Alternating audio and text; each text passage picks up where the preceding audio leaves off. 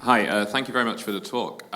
You were talking about the sort of elementary particles not having any mass, them being massless, yet on the chart of them, there was reference to the mass being 1/3 and 2/3 and 0 and such. Right, okay. There shouldn't be any contradictions, but let's go back to the picture. Well, let's stick with this one. So, indeed, you're right. This little chart shows a couple of things, properties of these elementary particles. One is the mass. Notice that they're given in things, obscure units called mega electron volts divided by c squared, but that's nothing other than Einstein's m equals E over c squared again. So that's an energy divided by c squared. So what you've got is the energies, effectively, of the up and down quarks, but you've also got things called charges. Now, I didn't go into this because I didn't want to get bogged down in too much detail, but we're used to thinking of a proton with a single positive charge and an electron with a single negative charge.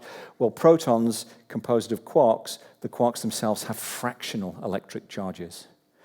2 ups and a down is 2 times 2/3 of a charge minus 1/3 of a charge, giving a single positive charge.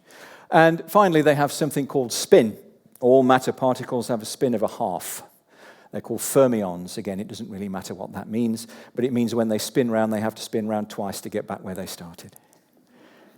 Really easy to understand. Okay, over there you see there are numbers, the gluons and the photons have 0, 0, 1. 0 means they have no mass, so these are massless particles. They have 0 charge, and they have 1 unit of spin. They only have to spin around once to get back to where they started. Okay? And the Higgs boson has a big, big mass. It has no charge, and it has no spin. It is a so-called scalar particle. Does that answer the question? The masses of the quarks, of the up and down quarks in particular, are very, very hard to pin down, by the way. There's a lot of jiggery-pokery required. Effectively, what you're doing is, if you think back to the picture I showed you of accelerating that particle up to the speed of light, when you've got 2 protons smashing into each other in the Large Hadron Collider, they smash into each other not as cannonballs, but as almost like flat dinner plates. So think what that happens. That means that the quarks embedded in those protons are like little currents stuck to those dinner plates. And so as a result of investigating the fallout from those kinds of collisions, the theorists can get hold of a sense of what the masses of the up and down quarks actually are. But those are fairly good numbers. There's some margin of error, and they fall a lot short of what we ultimately need to explain the mass of the proton or the neutron.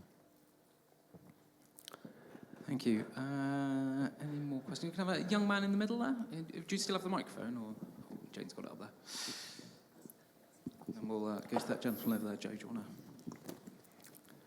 ready that one? I just wanted to ask, does dark energy have anything to do with this? Okay, so I had a choice this evening. I can talk about matter and mass on effectively a microscopic scale, going smaller and smaller into atoms and nuclei, or I could talk about matter and mass on a cosmological scale, the universe as a whole. Your question relating to dark energy relates to what goes on in the universe as a whole. It was discovered in 1998 as a result of making observations of supernova explosions that we know that the universe is expanding, right? But it was understood that that expansion began in the Big Bang and would be slowly declining. The expansion rate would be slowly declining. But it was discovered in 1998 as a result of making these observations that actually the expansion of the universe is accelerating. It's expanding faster than we anticipated. And that can only really be for one reason, and that is because space-time isn't empty. It's got some stuff in it that we don't understand, and when physicists don't understand something, they tend to call it dark. I think it's probably they grew up with Star Wars or something. It's the dark force. So they call it dark energy. So the universe is filled with dark energy, or if you're familiar with the term, it has a positive cosmological constant, which was Einstein's famous fudge factor from 1917. So dark energy is one thing. That accounts for something like 70% of the total mass energy of the universe. here, and we don't know what it is. The other question that you might have is, of course, concerning dark matter. Now, dark matter, again, is somewhat hypothetical. It comes from looking at the large-scale motions of galaxies. And the current understanding, but it's always disputed, the current understanding is that in the early stages, shortly after the Big Bang expansion of the universe, we had matter. We don't know what it is. That's why it's called dark. It doesn't interact with anything, which is another reason why it's called dark. But we know it has gravitational effects.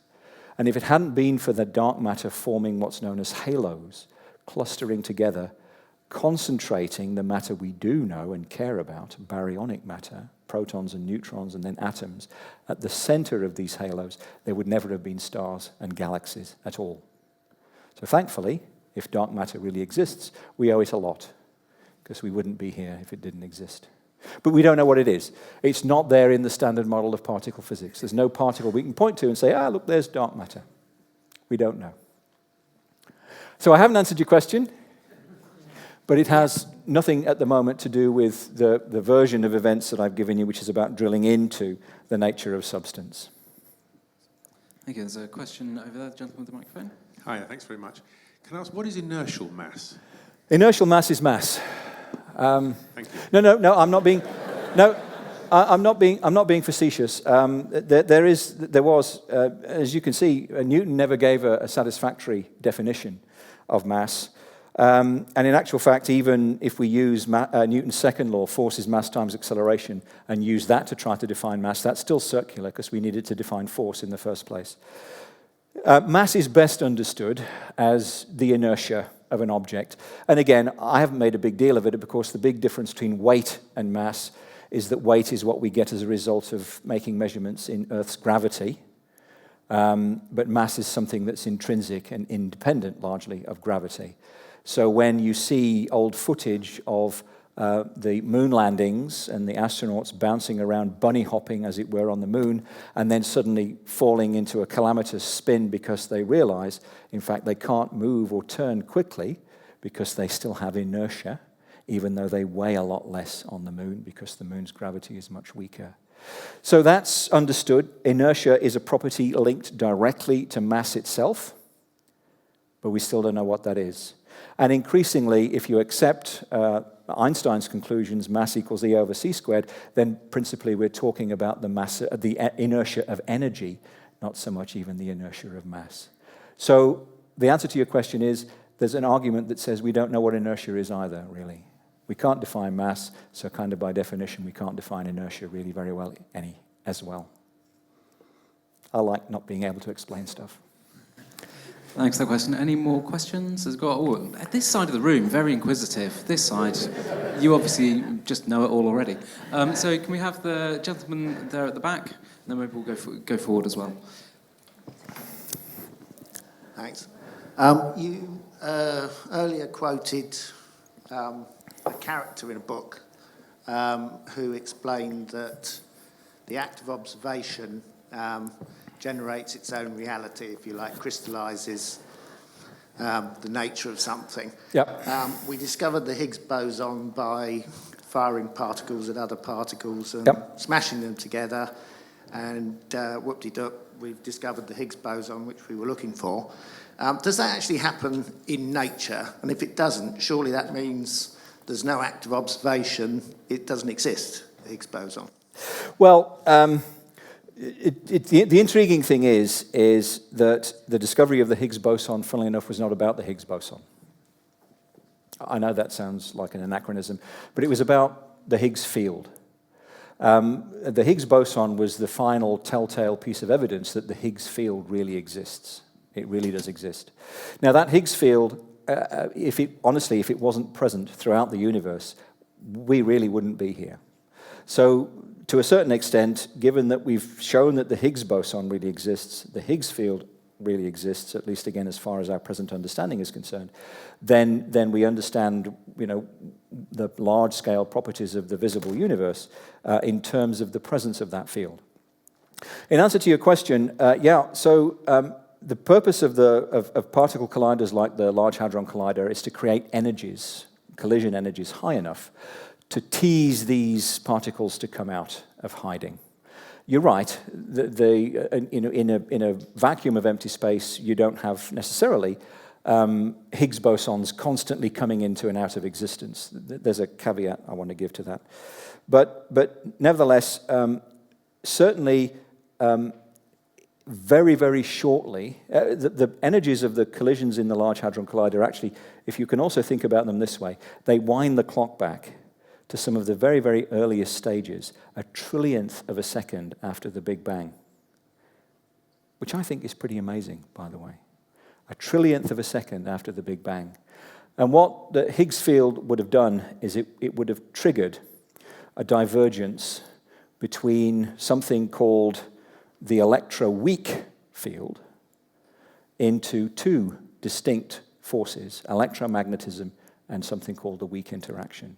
And again, if that hadn't happened a trillionth of a second after the Big Bang, we again wouldn't be here debating the finer points of it.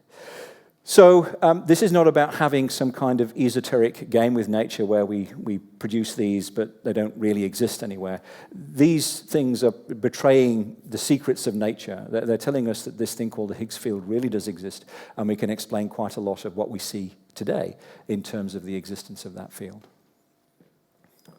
Thank you. There's a gentleman at the back in the green T-shirt. Hi. Yep. I was just going to ask earlier in the talk. You talked about the wave slit experiment. Yep. And you said just think about the fact that it's an electron going through the slit. Yep. Can you kind of enlarge on that? Because I get that it's got mass. Is it to do with the fact that it couldn't move so quickly, or? Well, the realization is this is a very much a contemporary debate. I happened to be in Oxford on Saturday giving a talk about the nature of quantum reality. This is what I do in my spare time. And I want to be absolutely clear. I'm not trying not to answer your question, but this is very much a contemporary debate that still rages 90 years after quantum mechanics was first discovered. Just exactly what is going on. Is this wave function or this field real? Does it actually have a real physical interpretation? If you accept that it does, then you're torturing yourself with, okay, well, what's going on with the mass, and how does the mass get plucked out of the field when there's an interaction, and what triggers that interaction, and how come it's random? What is the nature of quantum probability? Lots of really difficult, I would say even philosophical questions. The other route you can take is the route, in fact, that Niels Bohr took in his famous debate with Einstein. That's to say, in fact, his quote, I can give it to you off the top of my head. He argued that there is no quantum world. There is only an abstract quantum physical description. It is a mistake to think that physics tells us how nature is. Physics concerns what we can say about nature.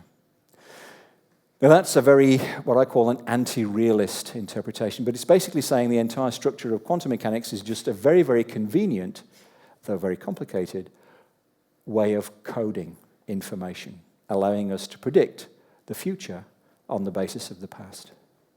The minute you start to want to manifest some sense of physical significance in some of the concepts and the equations of quantum mechanics is the minute you then start to get troubled by questions like what happened to its mass? Is what happens in the collapse of the wave function? Einstein, his God does not play dice argument was really all about appreciating how can something that's distributed,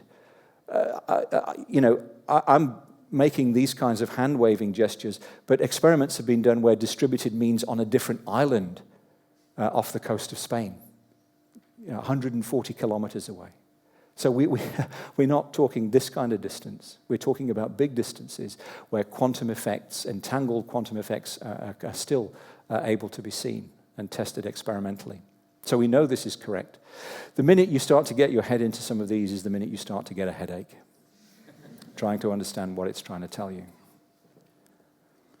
Thank you. Okay? There were some more questions on this side. There was a young man in the red T-shirt there.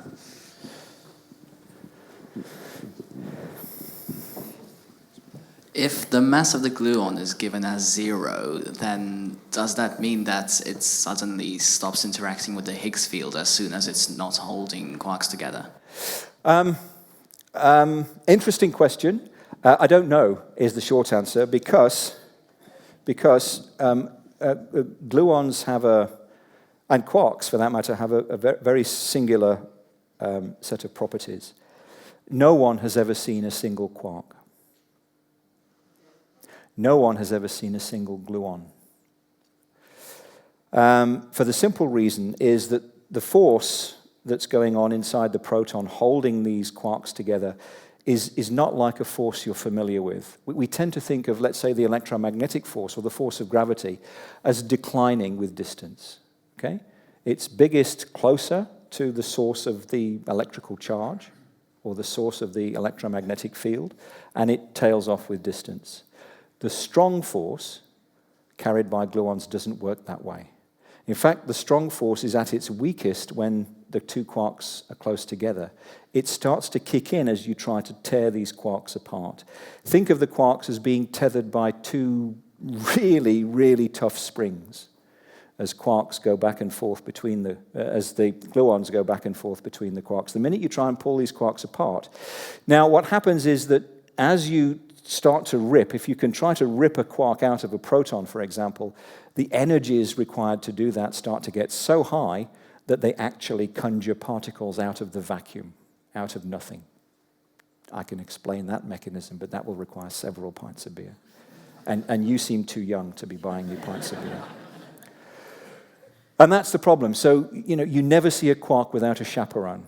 The minute you start to pull a quark out, and you can do these kinds of experiments at the Large Hadron Collider, you never see a single quark. No one's ever seen a fractional electric charge, which is why there was a lot of speculation in the 1960s, late 1960s, early 1970s, as to whether these really existed. Steven Weinberg, who kindly wrote a foreword for my book about the Higgs, explained, in fact, that the reason he never talked about protons and neutrons in a seminal paper he wrote in 1967, which eventually won him the Nobel Prize, was because he didn't believe in quarks.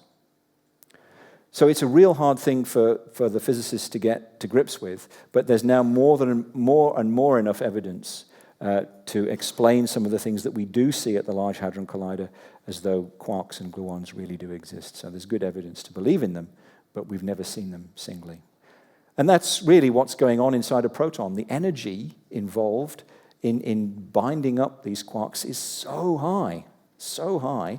That's why it accounts for 98, 99% of the mass of the particle at the end of the day.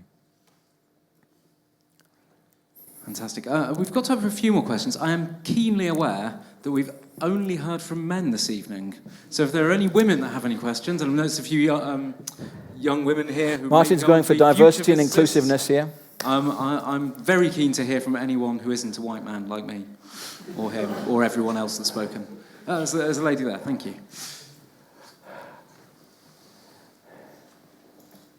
Okay, I'm kind of curious about how vacuums fit into this then. So you can obviously have energy and electromagnetic waves flying through a vacuum, but there's no mass. So just wondered, does that mean there's just no Higgs field in a vacuum? There is mass. There is mass. I think we've actually come to an understanding in contemporary theoretical physics, and for that matter in experimental physics, that we have a real hard time with the concept of the word vacuum. There's actually really nothing about space-time that can ever be empty. There's always something in it. At the very least, there's a Higgs field in it. At the very least, there's something called Heisenberg's uncertainty principle, which is a cornerstone of quantum mechanics. And Heisenberg's uncertainty principle, really, to cut a very long story very, very short, allows particles, virtual particles, to fluctuate in and out of existence. They appear, and then they disappear, and they're allowed to do that so long as the energy they take from empty space is given back within the time prescribed by Heisenberg's uncertainty principle. So even in empty space, there is still this notion that we have virtual particles, fields coming in and out of existence. So there's no such thing as a vacuum. In fact, in many ways, Aristotle was right all along. Nature abhors a vacuum. So think of empty space. there's this dark energy, the question at the back, the cosmological constant. Energy is somehow manifested in space itself. It's pushing space-time, causing space-time to expand. If you can get your head around that, then you've got the Higgs field and you've got virtual particles. You begin to realize there's an awful lot going on in a vacuum. So we've just got time for a couple more questions. I regret we don't actually have a microphone up in the gallery, but if anyone up in the gallery wants to ask a question, please do shout it out, and I'll try and repeat it for the rest of the audience. Anyone? Oh, there's somebody right over there, I can see. You, sir? Yeah, okay. I think I can shout. Yeah, brilliant. I can hear you. Sure. Right at the beginning, you said that you the Greeks saying that nothing comes from nothing. Yep.